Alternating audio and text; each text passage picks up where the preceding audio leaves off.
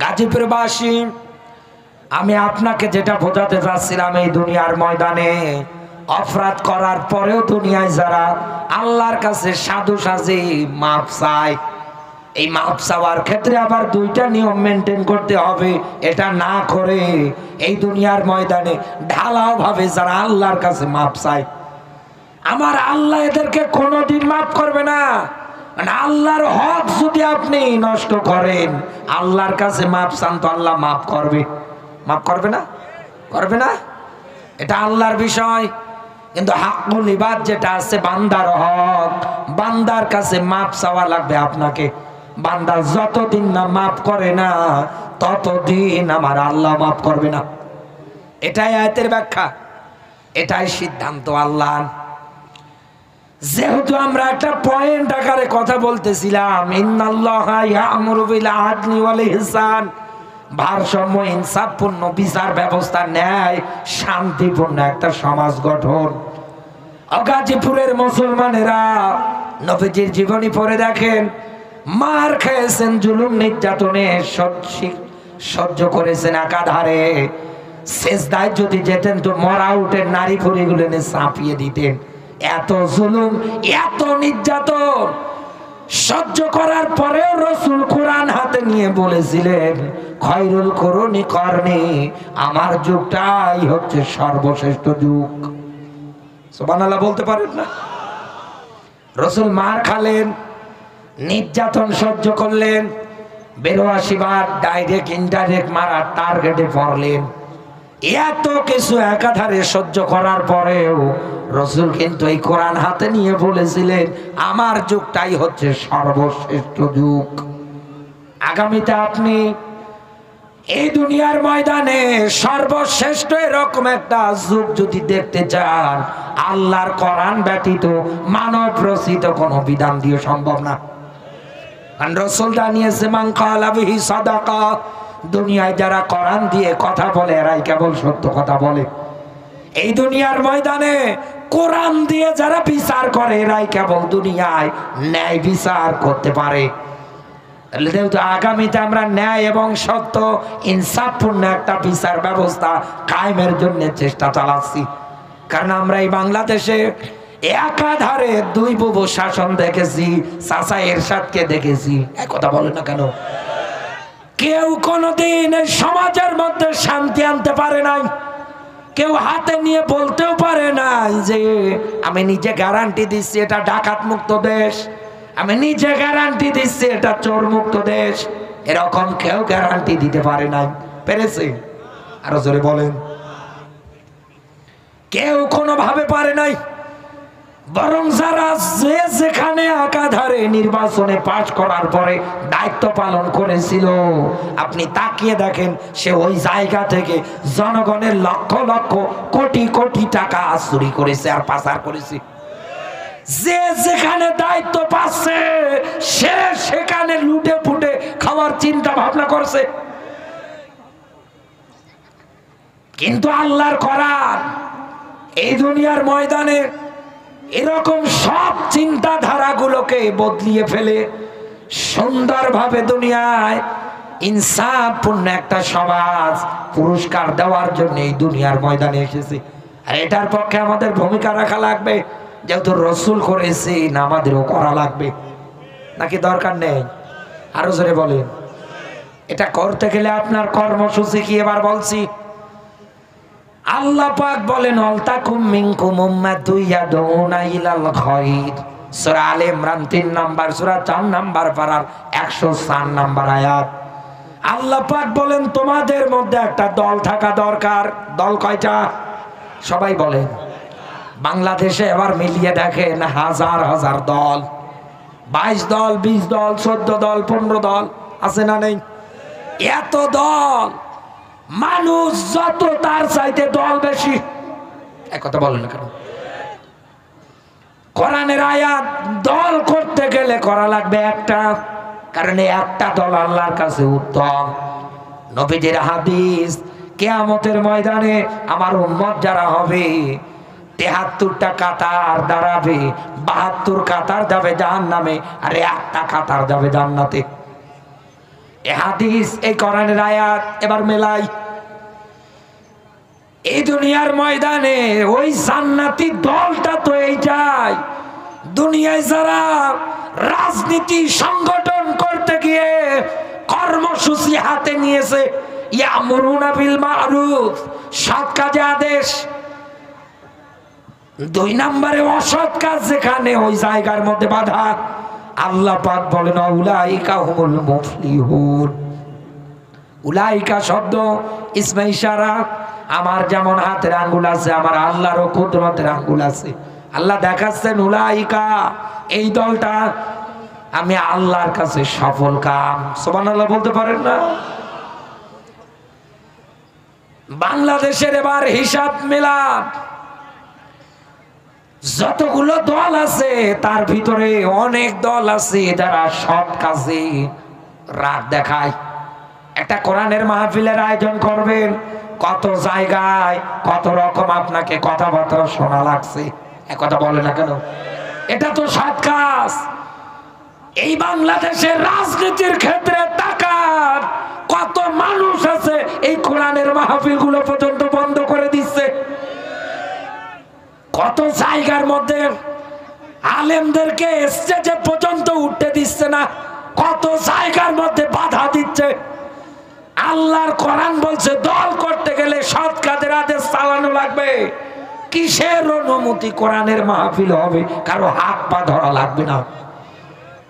কিন্তু বাংলাদেশের অবস্থা বড় বেখেয়াল। আপনি পোস্টারে যদি নাম পর্যন্ত না দিতে চান, অন্য কাউকে যদি রাখতে চান, আপনার এই মাহফিল পর্যন্ত করতে দেবে না। এটাই বাস্তবতা, আপনাকে মেনে নেওয়া লাগবে। এই জন্য আমি আপনাকে বলছি, যেহেতু আমরা আগামীতে সব জালেমদের অবসান ঘটিয়ে আল্লাহর কোরআনের নিয়ম নীতি কায়েম করতে চাই। চোর যদি চুরি করে ফাকাতু আইদিয়াহুমা, সে মহিলা হোক আর পুরুষ হোক, ওর হাত কাটা লাগবে। জিনা ব্যভিচারে লিপ্ত হলে মিয়াতা জালদা, ওরে 100 করে দৌড়া মারা লাগবে। এই আইনগুলো যেহেতু এই দুনিয়ার ময়দানে মালিক কায়েম করে দিয়েছেন কোরআনে কারিমে ধারাবাহিকভাবে, ও বাংলার মুসলমান যারা আছেন, আগামীতে আপনি যদি এগুলো সব জায়গার মধ্যে সেট করতে চান, আল্লাহর কোরআনের আয়াত যেভাবে আপনাকে দল করতে বলেছে ওইভাবেই করা লাগবে। কারণ আল্লাহর ব্যাখ্যা, ওয়ামাই ইয়াবতাগি গায়রাল ইসলামি দীনান ফালা ইউকবালা মিনহু। আল্লাহ পাক বলেন ইসলাম বাদ দিয়ে, কোরআন বাদ দিয়ে কারো যদি ব্যক্তি চলে, কারো যদি পরিবার চলে, কারো যদি রাজনীতি হয়, কেউ যদি দল পর্যন্ত করে, আল্লাহ পাক বলেন ফালা ইউকবালা মিনহু, একটাও আমার আল্লাহ কবুল করে না। আহুয়া ফিল আখিরাতি মিনাল খাসিরিন। আর এই লোকগুলো কিয়ামতের ময়দানে ক্ষতিগ্রস্তের কাতারের মধ্যে দাঁড়াবে। গাজীপুরবাসী এবার মেলান, আল্লাহর কোরআনের অন্য আয়াত বলছি, দুনিয়ায় আপনি কেন সৎ কাজে আদেশ দেবেন? কারণ আল্লাহর ব্যাখ্যা, কুনতুম খায়রা উম্মাতিন উখরিজাত লিন-নাস। আল্লাহ পাক বলেন আমি তোমাদেরকে মানুষের মধ্য থেকে শ্রেষ্ঠ করে বের করেছি। কেন জানো? এই দুনিয়ার ময়দানে তোমরা সৎ কাজে আদেশ দিবা আর অসৎ কাজগুলোতে বাধা দিবা। এই বাংলাদেশে আমার দৃষ্টিতে একটা মাত্র সংগঠন জীবন বাজি রেখে সৎ কাজগুলোর আঞ্জাম দেয়, সেটাই বাংলাদেশ জামাত ইসলামী। হাসতে হাসতে জীবন দেবে, এরপরেও বাতিলের কাছে মাথা নত করবে না।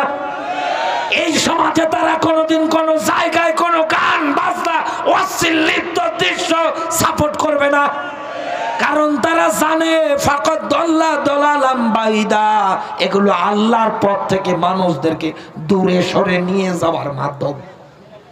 ও বাংলার মুসলমান, এই হিসাব অনুসারে আমরা দুনিয়ার ময়দানে যদি রাজনীতিটা করতে পারতাম, সব মুসলমানগুলো যদি এই প্ল্যাটফর্মে এসে ঐক্যতার কাতারে সামিল হতে পারতো, এই বাংলাদেশে কোনোদিন কোন জালেম নতুন করে তৈরি হওয়ার স্বপ্ন দেখতো না।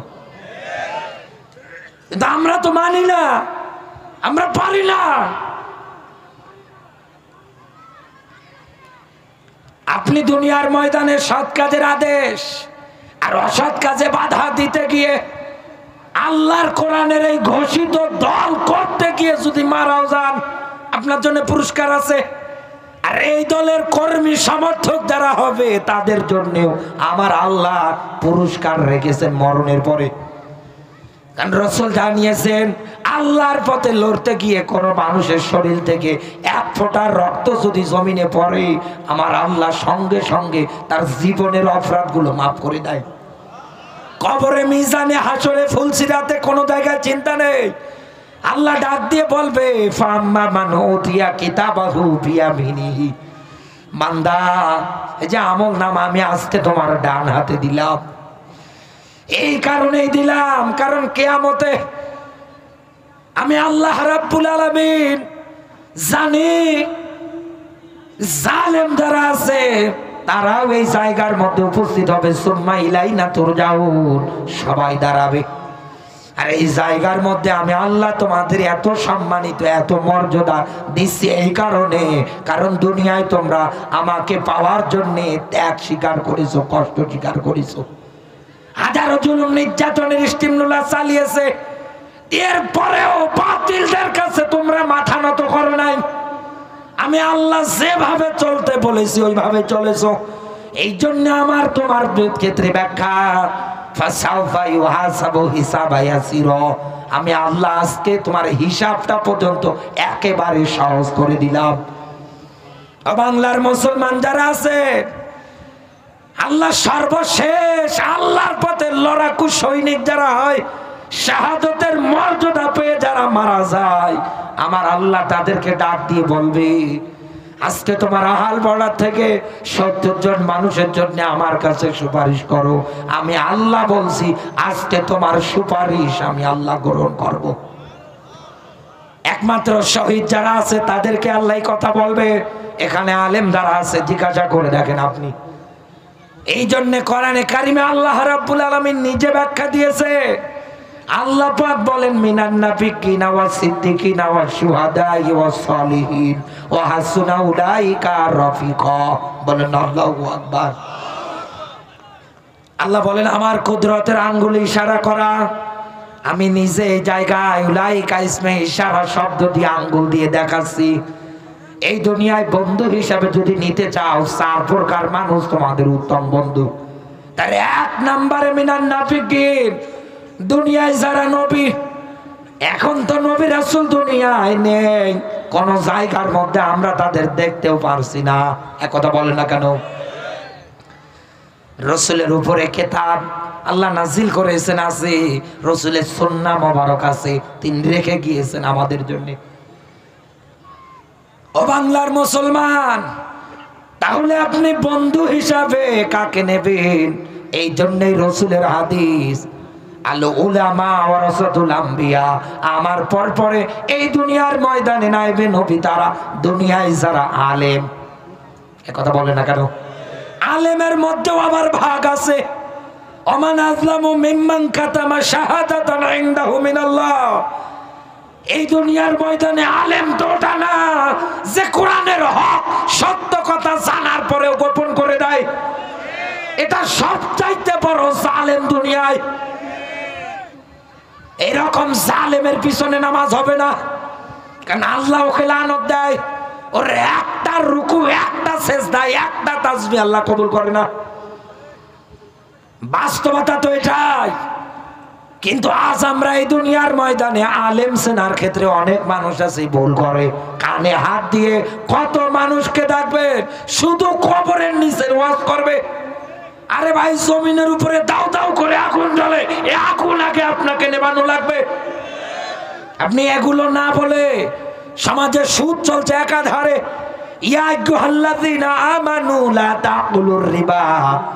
আল্লাহ পাক বলেন চক্রবৃদ্ধি হারে সুদ খাবে না। আজ হাজারো পরিবার ধ্বংস করে দিচ্ছে এই সুদের কারণে, হাজারো পরিবার নষ্ট হচ্ছে। এক কথা বলে না কেন? রাসূল জানিয়েছেন, আপন মায়ের সঙ্গে জিনা করার মতো অপরাধ। আর সমাজের মধ্যে ঘুষ দিয়ে, আজ দুর্নীতি দিয়ে, আজ চাঁদাবাজি দিয়ে একাধারে ভরে যাচ্ছে। আর ইনি কানে হাত দিয়ে শুধু কবরের নিচে ওয়াজ করে। আপনি এগুলো বন্ধের জন্য মুসলমানদের মাঝে ব্যাখ্যা দেন, যেগুলো বন্ধ করা লাগবে একাধারে। আপনি এগুলো বলতে পারেন না। আপনাকে বলছি বন্ধু, বন্ধুর তালিকায় যদি আপনি কাউকে বেছে নিতে চান তাহলে 1 নম্বরে ওই মানুষকে নেওয়া লাগবে যে মানুষ কোরআনের কথা বলতে গিয়ে কোনো বাতিলের রক্তচক্ষুকে ভয় করে না। কারণ বাংলাদেশের সিস্টেমটা এরকম, কারো কালেমা কারো রুজি রুটি জোগায়, আর কারো কালেমা দেখবেন তার লক্ষ লক্ষ টাকা পয়সার মালিক বানিয়ে দেয়। এই ডক্টর কফিলউদ্দিন সরকার কথা বলেন কেন? এগুলো তো আলেম নামের বড় জালেম। স্বৈরাচারদের 5টা সরকারি আলেম ছিল এরা। আমার সাইয়েদ কুতুবের কথা মনে পড়ে যাচ্ছে। ওনার যখন ফাঁসি হবে ডাক দিয়ে বলছে, তাড়াতাড়ি করে পড়েন লা ইলাহা ইল্লাল্লাহ মুহাম্মাদুর রাসূলুল্লাহ। তিনি আফসোস করে ডাক দিয়ে বললেন, আমাকে কালেমার তালকিন দিতে এসেছো? বলে হ্যাঁ। তো বিনিময় কি বাবা? বলে আমার তো বেতন ভাতা আছে।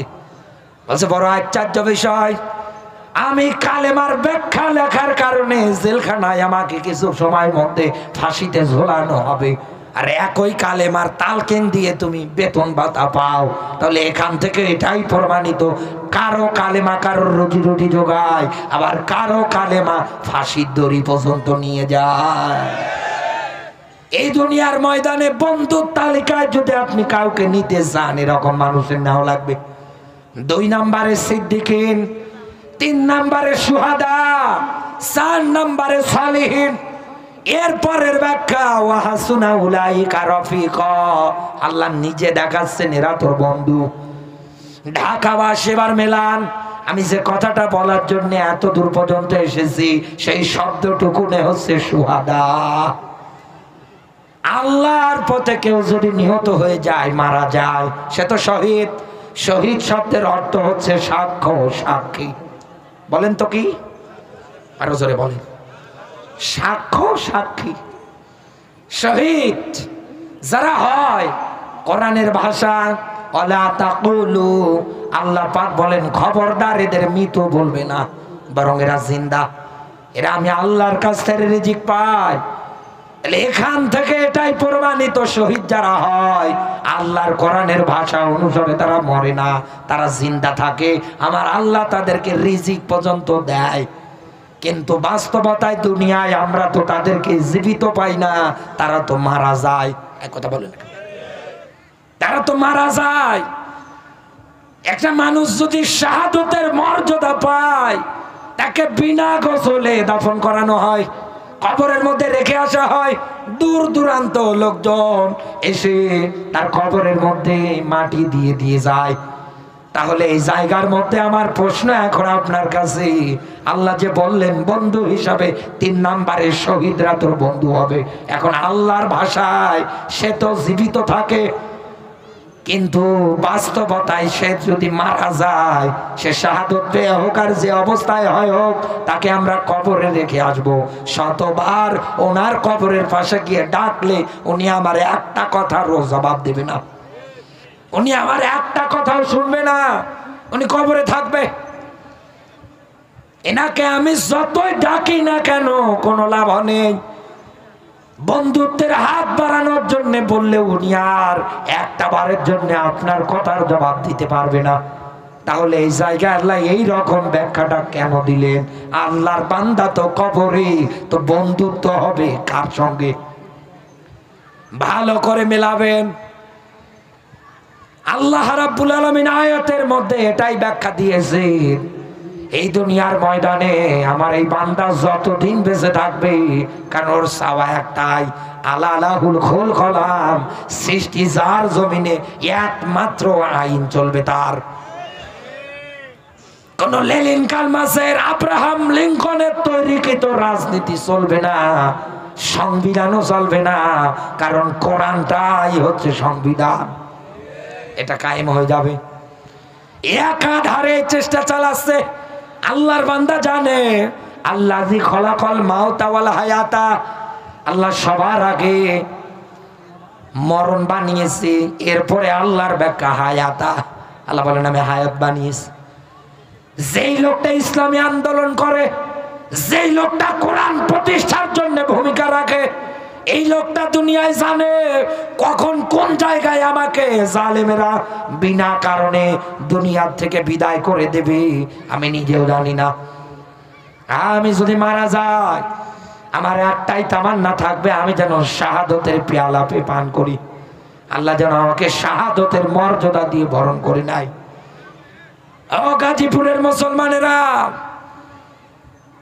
আল্লাহ রাব্বুল আলামিন এটাই বুঝিয়েছে, বন্ধুত্ব যদি এই লোকটার সঙ্গে শহীদদের সঙ্গে করতে চাও, তাহলে এই লোকগুলো যতদিন দুনিয়ায় বেঁচে থাকবে ততদিন রায় দিয়ে, ভোট দিয়ে, সমর্থন দিয়ে তার পাশে থাকা লাগবে। এক কথা বলে না কেন? আপনাকে তাকে সাপোর্ট করা লাগবে। ডক্টর শফিকুর রহমান স্যারকে বলা লাগবে, আপনি সামনের দিকে এগিয়ে যান, আমরা আপনার পিছনে আছি। এই পৃথিবীর কোন জালেম অপশক্তি আপনার শরীরে ফুলের টোকাও দিতে পারবে না। আপনি এগিয়ে যান। এই অবস্থায় চলতে চলতে শাহাদতের মর্যাদা পেয়ে যদি মারা যায়, কিয়ামতের দিন আল্লাহ ডাক দিয়ে বলবে, তোরা হালবড়ার থেকে আজকে 70 জন মানুষের জন্য আমার কাছে সুপারিশ কর। ওই দিন ডাক দিয়ে বলবে, মালিক এগুলো আমার দিন কায়েমের বন্ধু, আল্লাহ এদেরকে না নিয়ে জান্নাতে যাব না। সুবহানাল্লাহ বলতে পারেন না? সেই দিন আপনাকে বাছাই ছাঁটাই করে বন্ধু হিসাবে এনাকে আপনি সাপোর্ট করেছিলেন, মেনে নিয়েছিলেন, ইনি যদি জান্নাতে যায় তো আপনি এনার সঙ্গে জান্নাতে যেতে পারবেন। এটাই তো বুঝিয়েছে আল্লাহ। কিন্তু আমরা এই দুনিয়ার ময়দানে না বোঝার কারণে অনেক মানুষ আছি মন খারাপ করি, অনেক মানুষ আছি রাগ দেখাই। দেখেন বন্ধু, এখানে রাগ দেখার বিষয় না। আজ যারা বলেন এই দেশে টুপিওয়ালা যে রাজনীতি করে, এ কোরআনের বিধানকে কায়েম করতে চায়, এ কোরআন থাকবে মসজিদে, এ কোরআন থাকবে বাড়িতে, এ কোরআন তো ছোট ছোট বাচ্চারা পড়বে, এ কোরআন দিয়ে আবার রাজনীতি করা লাগবে, এ কোরআন দিয়ে আবার দেশ চালা লাগবে, এ কোরআন দিয়ে আবার সংসদ চালানো লাগবে। সব জায়গার মধ্যে কোরআনের নিয়ম নীতি আবার বাস্তবায়ন করতে হবে নাকি? এই যে ঘোষণা যারা দেন যে টুপিওয়ালা তোমাদের রাজনীতি করার কি দরকার, রমজান মাস আসলে রোজা রাখি, সারা দিন পর তারাবির নামাজ পড়িয়ে দেবেন, একাধারে মানুষের বাড়িকে মিলাদ পড়াবেন, আপনারা এই করবেন। এ কোরআন দিয়ে আবার দেশ চালানো লাগে আপনাদের। আপনারা তো চেয়ারের লোভে রাজনীতি করেন। কত মানুষ আছে একাধারে এই কথা বলছে যে কোরআনের সঙ্গে রাজনীতির কোনো সম্পর্ক নেই। ছাতা মরিয়ে যাচ্ছে, না জানি কবে মরিয়ে যায়, এক কথা বলেন। এরপরেও দেখেন ধোনার মুখে ওই কথা। আল্লাহ পাক বলেন, আল হাকুমুত তাকাসুর, দুনিয়ার ধন সম্পদ, টাকা পয়সা, প্রাচুর্য, এগুলোর পিছনে তোমরা ছোটাছুটি করবে না, দৌড়াদৌড়ি করবে না। আমাল হায়াতুদ দুনিয়া ইল্লা মাতাউল গুরুর, দুনিয়ার জীবন খেল তামাশা, রং তামাশা ছাড়া আর অন্য কোনো কিছু না। গাজীপুরবাসী, এই দেশে যারা কোরআনের কথা শোনার পরে বলে, কোরআন দিয়ে দেশ চালানোর কথা শোনার পরে যারা বলে কোরআনের সঙ্গে রাজনীতির কোনো সম্পর্ক নেই, প্যান্টে পোশাক করে দেবে, এই আয়াত দুটো পড়তে পারবে না। এক কথা বলে না কেন? আর যে টুপিওয়ালাদের দহমত দেন, অপবাদ দেন, প্রতিদিন তারা সকালবেলা উঠে উঠে এই কোরআনে কারিমের আয়াতটা সুন্দর করে করে তিলাওয়াত করে, আর আপনি তাদেরকে বলেন টুপিওয়ালা তোমরা চেয়ারের লোভে রাজনীতি করো। আরে ভাই, আপনাকে বলছি এই দুনিয়ার ময়দানে কোরআনের রাষ্ট্র যারা গঠন করতে চায় তারা কোনোদিন চেয়ারের লোভে রাজনীতি করে না। কারণ আল্লাহর ব্যাখ্যা, ওয়া লাকুম লা তুকাতিলুনা ফি সাবিলিল্লাহ, কি হলো তোমাদের, কেন লড়াই করো না, কেন সংগ্রাম করো না? এই জায়গায় একটা পয়েন্ট আছে। আজ যারা নিজেকে ইমানদার পরিচয় দেন, মাথার মধ্যে টুপি আছে, মুখে দাড়ি রেখে এই দুনিয়ার ময়দানে ইবাদত বলতে শুধু নামাজ, রমজান মাসে রোজা, যাকাত আর হজকে মেনে নিয়ে একাধারে চলেন, উদখুলু ফিস সিলমি কাফা, এই আয়াত যারা অস্বীকার করে আছেন, একাধারে নিজেকে সব জায়গার মধ্যে ইমানদার পরিচয় দিয়ে যাচ্ছেন, ইসলামী আন্দোলন বাদ দিয়ে। আমি আপনাকে বলছি বন্ধু, এই দুনিয়ায় নিজেকে যদি ইমানদার বলে আপনি পরিচয় দেন, তাহলে আপনার দায়িত্ব কর্তব্য আল্লাহ নিজে উঠিয়ে দিয়েছে, আল্লাযীনা আমানু ইউকাতিলুনা ফি সাবিলিল্লাহ। আল্লাহ পাক বলেন দুনিয়ায় যারা ইমানদার ওরা লড়াই করে, সংগ্রাম করে কার পথে? আরো জোরে বলেন। ইমানদাররা কেন লড়াই করে? ইমানদাররা কেন ইসলামী আন্দোলন করে? এই কারণে দুনিয়ায় ইসলামী আন্দোলন করে। আর এটার মাধ্যমে কোরআনের রাষ্ট্র এই কারণেই গঠন করতে চায়, কারণ আল্লাহ নিজে ব্যাখ্যা দিচ্ছেন, রব্বানা আখরিজনা মিন হাযিহিল ক্বরিয়াতি যালিমি আহলুহা। রব্বানা, হে আমাদের রব, তোমার পক্ষ থেকে একজন বন্ধু, একজন সাহায্যকারী পাঠিয়ে দাও। বলছে কোন মানুষগুলো? কুরা করিয়া শব্দের শাব্দিক অর্থ গ্রাম, জনপদ, শহর। তার মানে গ্রামে, জনপদে, শহরে যে জালেম গুলো একাধারে মাজলুম মানুষদের উপরে নির্যাতনের স্টিমলুলা চালাচ্ছে, এই নির্যাতিত মাজলুম মানুষগুলো জালেমের এই জুলুম সহ্য করতে না পারে ওরা আল্লাহর কাছে ডাক দিয়ে বলে, মালিক তুমি আমাদেরকে জালেমের হাত থেকে বাঁচাও। আল্লাহ তোমার পক্ষ থেকে একজন বন্ধু, সাহায্যকারী পাঠিয়ে দাও, যিনি আসার পরে আমাদেরকে এখান থেকে বাঁচাবে। এই আয়াত অনুসারে বলছি, এই দুনিয়ার ময়দানে ইসলামী আন্দোলন যারা করে, কোরআন প্রতিষ্ঠার রাজনীতি যারা একাধারে এই দুনিয়ার ময়দানে চালিয়ে যাচ্ছে, তারা দুনিয়ায় মাজলুম মানুষদের অধিকার আদায়ের জন্য রাজনীতি করে। আর আপনি বলেন চেয়ারের লোভে। শুনে রাখেন বন্ধু, এই দুনিয়ার ময়দানে আল্লাহর কোরআনের আয়াতগুলো তাদের অন্তরের মধ্যে একেবারে 100 গেঁথে আছে। আপনি তো কোরআনও পড়তে পারেন না, আপনি তো বুঝতেও পারেন না, আপনি জানবেন কেমন করে? এজন্য বলছে আপনি হিংসা করে লাভ নেই, ইসলামের বিজয় তো সামনে ইনশাআল্লাহ। আরো জোরে বলে। যারা হিংসা করে, কেমন হিংসা? একটা ছোট্ট গল্প বলছি। একটা লোক মাঠের মধ্যে কাজ করতে গিয়েছে, যাওয়ার পরে একটা পিতলের জগ পেয়েছে। জগ পাওয়ার পরে চিন্তা করছে এর ভিতরে আছে কি, নাড়াচাড়া করছে, ধুলোবালু গুলো ঝাড়াচ্ছে। হঠাৎ হাত দিয়ে ঘষা লেগে একটা দত্ত বের হইল আবাস। ডাক দিয়ে বলছে, জাহাপনা কি চান? কি চাই মানে? তুই কে? বলে আমি দত্ত। দত্ত মানে? বলছে আপনি আমার কাছে যা চাইবেন আমি তাই দেব। বলছে তাই নাকি? বলে হা। আচ্ছা ঠিক আছে, আমি যা চাবো তাই দিবি? বলে হ্যাঁ। বলছে তবে আমার একটা শর্ত আছে। কি?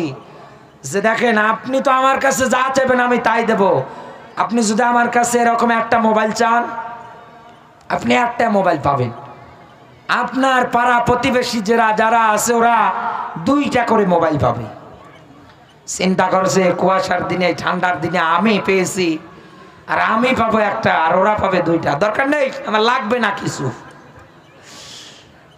বাড়িতে নিয়ে যাওয়ার পরে বউকে ডাক দিয়ে বলছে, ওগো একটু যত্ন সহকারে রাইকে দিও, খবরদার এটা বের করবা না। পৃথিবীতে ইতিহাস সাক্ষী, মেয়ে লোককে যে কাজে নিষেধ করবেন ও আরো ছাতা বেশি করে করে। একথা বলে না কেন? বলতে দেরি, ও করতে দেরি করছে। দত্ত লাফাচ্ছে, ডাক দিয়ে বলে কি চাই? বলে কি চাই মানে? আমার তাড়াতাড়ি বিল্ডিং বাড়ি লাগবে। এই মহিলা কি জানে যে আমার 1তলা বাড়ি হবে, পাড়া প্রতিবেশীর 2তলা হবে? জানে না। বলে হাতের গহনা লাগবে, কানের লাগবে, নাকের লাগবে। ঠিক আছে, যা চাচ্ছে তাই পাচ্ছে। কৃষক মানুষ মাঠ থেকে ফিরে এসে তাকিয়ে দেখছে বাড়ি নেই। এলাকায় যত বাড়ি ছিল সব রাজপ্রাসাদ হয়ে গিয়েছে। চিন্তা করছে সর্বনাশ, এখন তো আমার বউ এই হাকিকত সম্পর্কেও জানেও না যে আমরা 1তলা বাড়ি পেয়েছি আর পাড়া প্রতিবেশী 2তলা। তাড়াতাড়ি করে বাড়ি খুঁজে যাওয়ার পরে ওর বউরে ডাক দিয়ে বলছে, ওগো নিষেধ করলাম তাও শুনলে না, তাড়াতাড়ি নিয়ে আসো। বাইরে নিয়ে আসার পরে ঘষা দিয়েছে তো দত্ত বের হয়ে লাফাচ্ছে। ডাক দিয়ে বলে, জাহাপনা কি চান? ওই আমার কিছু লাগবে না, বাড়ি গাড়ি যা শত একতলা পেয়েছি, আর পাড়া প্রতিবেশী তো আমার চাইতে অনেক বড় লোক। তবে আমার একটা চাওয়া তোর কাছে, এখন তুই আমার 1 চোখ কানা কর। কারণ এর চিন্তা এখন এটাই যে আমার যদি এখন 1 চোখ কানা হয়, পাড়া প্রতিবেশী 2 চোখে কানা হয়ে যাবে। বাংলাদেশের রাজনীতি করার ক্ষেত্রে তাকান, কত মানুষ আজ কোরআনের রাজনীতি যারা করে এদের জনপ্রিয়তা দেখে এই রকম করে চুলকাচ্ছে। এই কথা বলে আপনি আটকাতে পারবেন না। আপনিও দুনিয়ায় মাজলুম মানুষদের অধিকার আদায়ের জন্য চেষ্টা চালান, দল করেন, সংগঠন করেন, মানুষ আপনার জন্য জীবন দেওয়ার জন্য প্রস্তুত হয়ে যাবে। কিন্তু আপনি তো তা করেন না। আরে ভাই, একটা সন্তান জন্ম দিতে যতটা কষ্ট না, তার চাইতে জন্ম নিবন্ধন বানাতে বেশি কষ্ট। বেটারা টাকা ছাড়া কেউ কিচ্ছু বোঝে না। এটাই তো দুনিয়ার নিয়ম, এটাই তো বাস্তবতা। এই বাংলাদেশে কোরআনের রাজনীতি যারা করে, আল্লাহর কোরআনের আয়াত অনুসারে যারা দল করে, এরা সমাজে কোনোদিন ঘুষকে প্রতিষ্ঠিত হতে দেবে না। কারণ তারা জানে কিলাহুমা ফিন্নার। দুনিয়ায় যারা ঘুষ দেয়, যারা নেয়, যারা সাক্ষী থাকে, রাসূল জানিয়েছেন সবগুলো জাহান্নামে যাবে। এক কথা বলে না কেন? কোথায় যাবে? আরো জোরে বলেন। সবগুলোই যাবে জাহান্নামে। এই সমাজের মধ্যে অন্যায়, অবিচার, জুলুম, নির্যাতন তারা কোনোদিন প্রতিষ্ঠিত হতে দেবে না। তারা কোনোদিন কোনো মানুষের উপরে অন্যায় ভাবে মিথ্যা মামলার রেশানলে ফেলে লক্ষ লক্ষ টাকাগুলো হাতিয়ে নিতে দেবে না।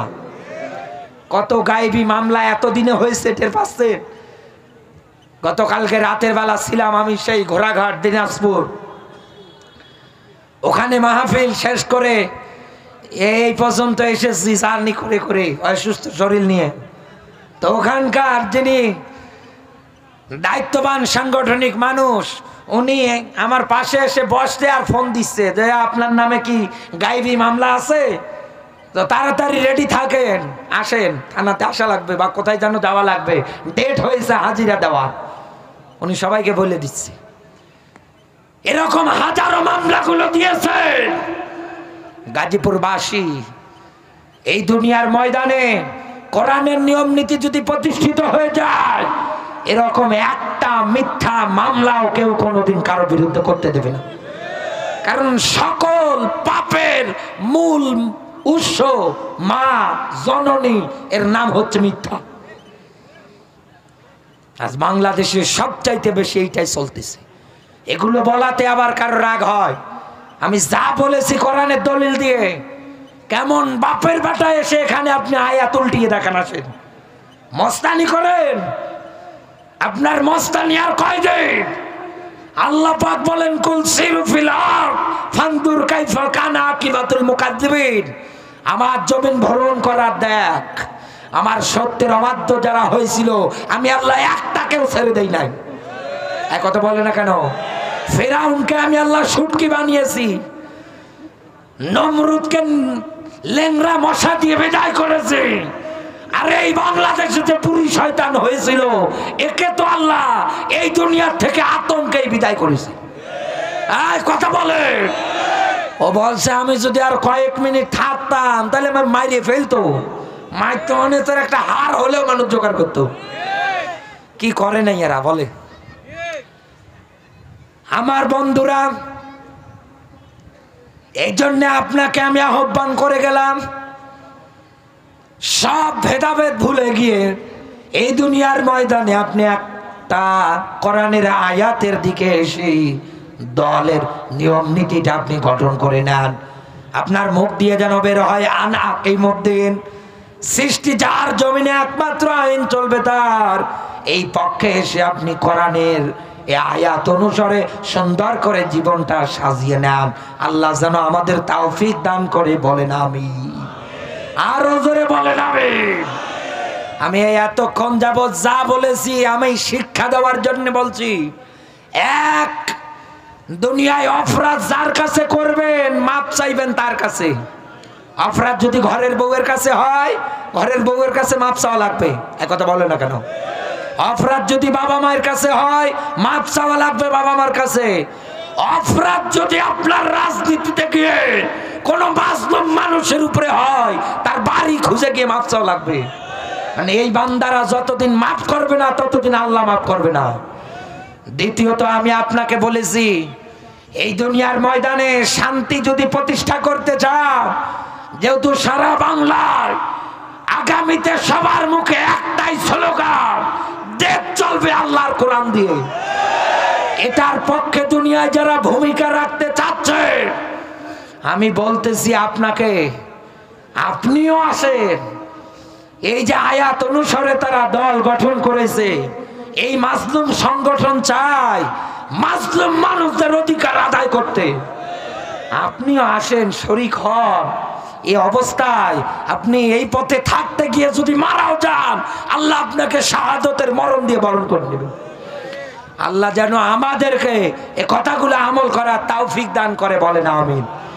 নবীজির প্রতি দরুদ, মানবতার মুক্তির মডেল, মানবতার মহান আদর্শ, মানবতার শিক্ষা, নবীকুর শিরোমণি নবী মুহাম্মদুর রাসূলুল্লাহ সাল্লাল্লাহু আলাইহি ওয়াসাল্লাম। জবান সেরে কোরআনের সোনালী আয়াত আমার সঙ্গে পড়ে না। আউযু বিল্লাহি মিনাশ শাইতানির রাজিম। বিসমিল্লাহির রহমানির রহিম।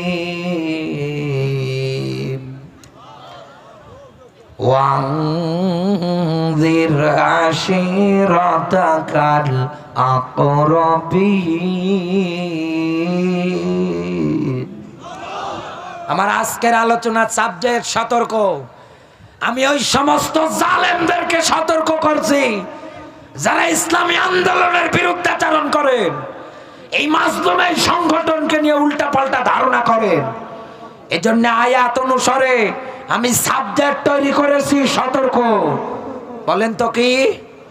আরো জোরে বলেন, আরো জোরে বলেন, মনে থাকবে তো? এবার আমরা ধারাবাহিকভাবে ব্যাখ্যায় প্রবেশ করছি। আল্লাহ পাক বলেন, ওয়ানদিরা আশিরাতাকাল আকরাবিন। আকরাবিন শব্দের শাব্দিক অর্থ নিকট আত্মীয়। নবী আপনার নিকট আত্মীয় যারা আছে তাদেরকে আপনি জাহান্নামের শাস্তির ব্যাপারে ভয় ভীতি দেখান। এ কথা কার? আরো জোরে বলেন। কেন আল্লাহ এই ব্যাখ্যাটা এই জায়গায় দিলেন? বিশ্ব নবীও তার মেয়েকে ডাক দিয়ে বলেছেন, মা কিয়ামতের দিন আমার পরিচয় দিবা যে আমার মেয়ে তুমি, আমার বাবা আখিরি জামানার পয়গম্বর, হয়তো আল্লাহ আমাকে মাফ করে দেবে। এই চিন্তা ধান্দা টেন্ডেন্সি তুমি মাইনাস করে ফেলো।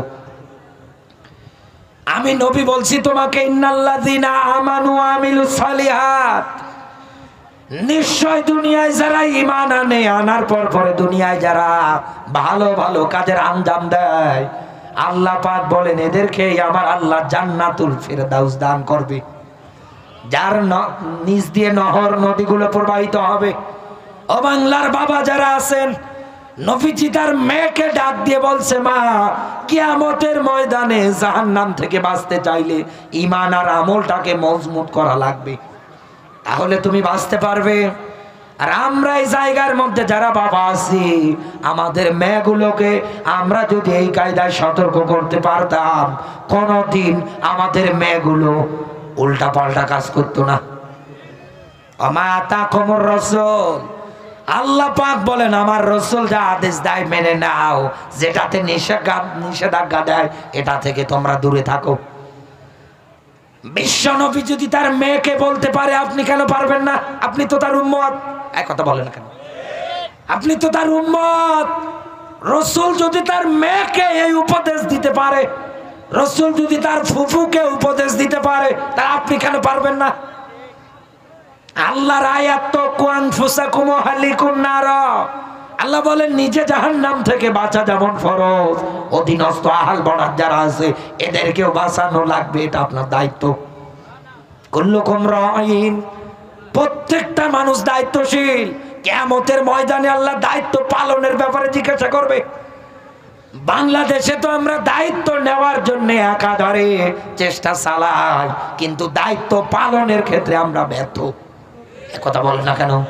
সে চাকরির দিক দিয়ে হয় হোক, সে বিয়ে শাদীর দিক দিয়ে হয় হোক, কথা বলে না কেন? মেয়েকে ডাক দিয়ে বলছে কোনো চিন্তা নেই তোমার, তোমার দায়িত্ব আমার উপরে। সে বিয়ের 6 মাস পরে যখন অভাবে সে ধরছি, ওর ভালোবাসা ভাঙ্গা বেড়া দিয়ে পালিয়ে গেছি। কথা বলে এসে মেরে ফেলছে, বিভিন্ন জায়গার মধ্যে নিয়ে গিয়ে একাধারে পুঁতে পুঁতে রাখছে লাশটাকে। আরে ভাই, আপনি দায়িত্ববান, দায়িত্ব পালনের ব্যাপারে আল্লাহ জিজ্ঞাসা করবে। এজন্য দায়িত্ব নেওয়া বড় কথা না, দায়িত্ব পালনটাই হচ্ছে বড় বিষয়। এই জন্য বলছি আমি আপনাকে বন্ধু, বিশ্বনবী তার মেয়েকে যেদিন আলীর হাতে উঠিয়ে দিছিলেন, ডাক দিয়ে বলেছিলেন, মা এই যে আলী তোমার স্বামী, তোমার কোনো কথায় কোনো আচরণে কোনোভাবে যেন কষ্ট না পায়। আর যদি বাংলার সব বাবারা এই কথাগুলো বলতেন, এই যে মা তোমার স্বামী তোমার কোনো আচরণে কোনোভাবে যেন কষ্ট না পায়। কারণ আল্লাহর পরে কাউকে যদি সেজদা দেওয়ার অর্ডার অনুমতি জায়েজ থাকতো, পৃথিবীর সব নারীদের বলা হতো তারা যেন তার স্বামীর পায়ে সেজদা করে। কথা বলে না কেন? কেন করবে? আর রিজালু কাওয়ামুনা আলান নিসা, এই দুনিয়ার ময়দানে নেতৃত্ব দেবে পুরুষেরা। কথা বলে, কোন নারী নেতৃত্ব দুনিয়ায় চলবে না। ইন্না কাইদা কুন্না আযীম, মেয়েদের ষড়যন্ত্র চক্রান্ত যেমন তেমন না, একেবারে ভয়ঙ্কর। একটা পরিবারে যদি হয় চক্রান্ত একটা মেয়ের, একটা সমাজে যদি হয়, একটা রাষ্ট্রে যদি হয়, একটা দেশ চালানোর ক্ষেত্রে যদি একটা মেয়ের চক্রান্ত চলে একাধারে, ও বাংলার মুসলমান, আপনি তাকাবেন ওই পরিবারটা জাহান্নামের কারখানা হয়ে যায়। ভাই ভাইয়ের সঙ্গে কথা বলে না, মা ছেলের মাঝে দ্বন্দ্ব, নিজের রক্তীয় বোনটার সঙ্গে পর্যন্ত কথা বলছে না। একটা পরিবারে একটা মেয়ে মানুষ যদি দায়িত্ব পালন করার কারণে একটা পরিবারের এত পরিমাণে প্রভাব ফেলতে পারে, তো এই দেশ চালানোর ক্ষেত্রে মেয়ে লোককে যদি দায়িত্ব দেওয়া হয়, এই দেশে তো দাউ দাউ করে আগুন জ্বলবে। এটাই তো দেখলাম এতদিন। ছাত্ররা অধিকার চাচ্ছে, কোনো বৈষম্য রাখবে না তারা। আর ইনি গণভবন থেকে সুন্দর করে বয়ান দিচ্ছেন একাধারে যে রাজাকারের ছেলেরা চাকরি পাবে না, মুক্তিযুদ্ধের ছেলেরা চাকরি পাবে না, তো রাজাকারের ছেলেরা চাকরি পাবে। দেখছেই তো দেশে আগুন জ্বলছে, রাত 12টা 1টা 2টা 3টা, একাধারে সব জায়গার মধ্যে একটাই স্লোগান, তুমি কে আমি কে, বলে রাজাকার রাজাকার। এই কথা বলে দেশে একটা আগুন জ্বলছে, এটা মিডিয়াতে দেখাচ্ছে, বহির বিশ্বে পর্যন্ত ছড়িয়ে যাচ্ছে। আর ইনি এই আগুন না নিভিয়ে ওই জায়গার মধ্যে আরো কেরোসিন ঢালছে। এতে হিতে বিপরীত হয়ে এমন জ্বলা চলেছে, বলছে আর কোনো কিছু চাই না, এ শয়তান যেন দেশে থাকতে না পারে। শেষে তাই হয়েছে। আমেরিকার দিকে তাকান, এতবার নির্বাচন হয়, একবারও তারা ওই জায়গার মধ্যে হিলারিকে পাস করতে দেয় না। কারণ কি বলেন তো? কারণ ওরা আমাদের চাইতে বেশি কোরআন নিয়ে গবেষণা করে। আমরা কোরআন না পড়লেও ওরা কোরআন নিয়ে থিসিস করে। ওরা ভালো করে জানে মেয়েদের ষড়যন্ত্রের ফাঁদ যেমন তেমন না, একেবারে ভয়ঙ্কর। এই জন্য ওরা কোনোভাবে ওই জায়গার মধ্যে দায়িত্ব পালন করতে দেয় না। আর আমাদের দেশে চেয়ারে বসা নিয়ে মারামারি চলছে। এই জন্য আগামীতে যারা নেতৃত্ব দেবে, আমরা অবশ্যই অবশ্যই সিদ্ধান্ত নেব, কোন মেয়ে লোককে চেয়ারে না বসিয়ে পুরুষকে বসাবো। এই কথা বলে আমার মায়েরা যদি এসে থাকেন, আমি বলছি কোরআনের আয়াত অনুসারে, এই যে ডক্টর ইউনূস সাহেব ইনি তো মানুষদের রায় অনুসারে প্রেসিডেন্ট। বাংলার সুপ্রিম কোর্ট থেকে যদি একটা ঘোষণা দিয়ে দেয় যে আগামীকাল থেকে এটা 100% কার্যকর, এ রায় পাওয়ার পরেও কেউ যদি রায়টা অমান্য করে, অস্বীকার করে, গাজীপুরবাসী ওর বিরুদ্ধে রাষ্ট্রদ্রোহী মামলা হবে। কথা বলে না কেন?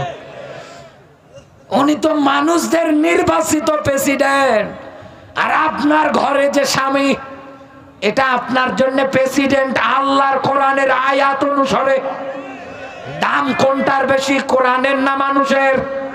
আরো জোরে বলে। কোরআনে যা কথা সবগুলো আমার আল্লাহর কথা, ধারাবাহিক ভাবে তিনি সুন্দর করে ব্যাখ্যা করে দিয়েছেন। এজন্য আমরা আগামীতে কোন এই দেশের মধ্যে কোন মেয়েকে চেয়ারে বসতে দেব না। নেতৃত্বে যারা আসবে অবশ্যই অবশ্যই যেন পুরুষ হয়। এই কথা বলে। এই যে Bangladesh fire service, civil surgeon যেগুলো আছে বিভিন্ন জায়গাগুলোতে, আগুন লাগলেই যারা রাত 12টা 1টা 2টা 3টা যে অবস্থায় থাকুক না কেন দৌড়িয়ে যায়। আপনি কি কোনো কালেও দেখেছেন এই ফায়ার সার্ভিসে কোনো মেয়েকে নিয়োগ দিতে? চাকরির ক্ষেত্রে ওই জায়গায় নিয়োগ প্রকাশ করতে কোনোভাবেই আপনি দেখেন না। একাধারে কেন দেয় না জানেন? কারণ এই মেয়েরা টুক করে আগুন জ্বালাতে পারে, ও সাঁতার নেভাতে পারে না। তাম দেশের মধ্যে আগুন জ্বালিয়েছে, নেভাতে পেরেছিল। যেই পালিয়ে গিয়েছে অমনাই নেবে গিয়েছে। এই কথা বলে। আবার নতুন করে কেউ যদি আগুন জ্বালাতে চায়, ও পালাবে, থাকতে পারবে না। আমার বন্ধুরা, বিশ্বনবী আমার তার মেয়েকে যে উপদেশগুলো দিচ্ছে, যে স্বামীটা সবচাইতে শ্রেষ্ঠতম সম্পদ তোমার কাছে, স্বামীর মতো আপন দুনিয়ায় আর কেউ হয় না। আজ যদি আমরা বাবা হিসাবে আমাদের পরিবারগুলোতে এই দায়িত্বগুলো পালন করতে পারতাম, আমাদের মেয়েগুলো কোনোদিন তার স্বামীর সঙ্গে খারাপ আচরণ করতে পারতো না। ফাতেমাতুজ জোহরার জীবনী পড়তে গিয়ে আমি একটা তথ্য পেয়েছি। আলীর সঙ্গে কথা কাটাকাটি করে রসুলের কাছে এসেছে ফাতেমাতুজ জোহরা। রসুল ওনার দিকে চোখ তুলে পর্যন্ত তাকায় না, অথচ রসুল জানিয়েছেন কেউ যদি ফাতেমাকে কষ্ট দেয় সে যেন আমি নবীকে কষ্ট দিল। এত মহাব্বত করতেন, ভালোবাসতেন, কিন্তু ওই দিন মুখ উঁচু করে তাকাচ্ছে না। ফাতেমাতুজ জোহরা ডাক দিয়ে বলছে, বাবা অন্য দিন আসলে তুমি কথা বলো, অথচ আমি আজকে এসেছি তুমি কিছুই বলো না। ডাক দিয়ে বলে, মা আমি বুঝতে পেরেছি তুমি আলীর সঙ্গে কথা কাটাকাটি করে চলে এসেছো। আমি বলছি তাড়াতাড়ি করে আলীর কাছে গিয়ে মাপ চাও। এক কথা বলবেন কেন? আলী যতক্ষণ না মাপ করবে ততক্ষণ আল্লাহ মাপ করবে না। আর এই অবস্থায় যদি মারা যাও তাহলে কিন্তু তোমাকে জাহান্নামে যাওয়া লাগবে। আমার মেয়ে পরিচয় দিয়েও লাভ হবে না। ফাতেমাতুজ জোহরা এই জীবনী থেকে রসুল তামাম দুনিয়ার মানুষদেরকে কি শিক্ষা দিতে চাইলেন এবং কি শিক্ষা দিয়ে গেলেন। এই দুনিয়ায় সাংসারিক জীবনে মেয়েরা এরকম ঝগড়া করে যদি বাবার বাড়ি আসে জামাইয়ের নামে নালিশ নিয়ে, পৃথিবীর সব বাবার উচিত ওই মেয়েকে আবার জামাইয়ের কাছে ফিরিয়ে দেওয়া। এই কথা বলে। কিন্তু বাংলাদেশের সিস্টেম আলাদা। মেয়ে যদি রাগ করে বাবার বাড়ি আসে, বাবার ও মেয়েকে আদর ভালোবাসা দিয়ে ডাক দিয়ে বলে, মা তোর এত ভাই আর আমি বাপটা জিন্দা বেঁচে থাকতে ও তোর গায়ে হাত উঠিয়েছে, ওর এত বড় সাহস, ও আসুক খালি আজকে বাজারে, ওর টেংরি ভেঙে দেব। এক কথা বলেন কেন? ভাই বলছে ওকে পাইলেই হয়, যেখানেই পাবো ওই জায়গায় পিটাবো। এই বাংলাদেশে রসুল আপনাকে এই আদর্শ শিক্ষা দিয়ে যায় নাই। রসুল যেমন তার মেয়েকে আলীর কাছে যাওয়ার জন্য, মাপ চাওয়ার জন্য তাগিদ দিয়েছে, আপনার মেয়েটা বাড়ি আসার পরে আপনি যদি এই কথা বলেন তাহলে আপনার মেয়ের সংসার কোনোদিন ভাঙবে না। আর আপনি যদি এই জায়গায় উল্টা পাল্টা বলেন যে মা তুই এই জায়গায় থাক, ও এসে আমার পা ধরবে, না ধরা পর্যন্ত আমি তোরে যেতে দেব না, এখন ছেলে মানুষের কান অবধি কথা চলে গিয়েছে, ও বলছে এরকম বউ একটা গেলে 10টা আসবে, দরকার নেই আমার এই বউয়ের। শেষে দেখেন সোনার সংসারটা বিনা কারণে আপনি শেষ করে ফেলেন, শেষে ডিভোর্স হয়ে যায়। এক কথা বলেন না কেন? হিসাব অনুসারে মেলান বন্ধু আমার, শেষে একটা সংসার শেষ হয়ে যায়, ভেঙে যায়। বাবার বাড়িতে আপনি আর কয়দিন থাকবেন? হাইজোর 6 মাস 1 বছর থেকে দেখেন আপনার এতদিন স্বামীর বাড়িটা যদি জাহান্নাম মনে হয়, বাবার বাড়িটা এর চাইতে বড় জাহান্নাম মনে হবে। স্বামী ব্যতীত আপনার আপন কেউ নাই। এজন্য রাসূল তার মেয়েকে এইটাই শিক্ষা দিয়ে গিয়েছেন। আমাদের সবার দায়িত্ব এটাই, আমাদের মেয়েগুলোকে এইভাবেই দুনিয়ার ময়দানে শিক্ষা দেওয়া, সতর্ক করা। আল্লাহর নবী সাফা পাহাড়ের পাদদেশে গিয়ে দাঁড়ালেন, আবু লাহাব এসে হাজির। রাসূল ডাক দিয়ে বলছেন, আমি যদি তোমাদের বলি এই সাফা পাহাড়ের পাদদেশে একদল লোক অস্ত্র শস্ত্র নিয়ে তোমাদের প্রতি অ্যাটাক আক্রমণ করার জন্য রেডি হয়ে আছে, তোমরা কি আমার কথাটা বিশ্বাস করো? ওই জায়গায় উপস্থিত যত জনতা সবাই ডাক দিয়ে বলছে যে হ্যাঁ, আমরা আপনার কথাটা 100-এ 100 বিশ্বাস করি।